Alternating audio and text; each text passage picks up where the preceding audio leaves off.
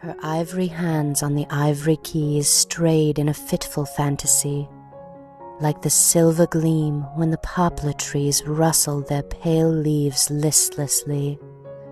or the drifting foam of a restless sea when the waves show their teeth in the flying breeze. Her gold hair fell on the wall of gold, like the delicate gossamer tangles spun on the burnished disk of the marigold, or the sunflower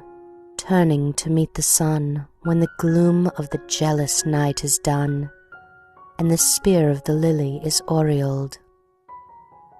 And her sweet red lips on these lips of mine burnt like the ruby fire, set in the swinging lamp of a crimson shrine,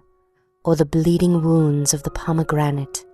or the heart of the lotus drenched and wet with the spilt-out blood of the rose-red wine.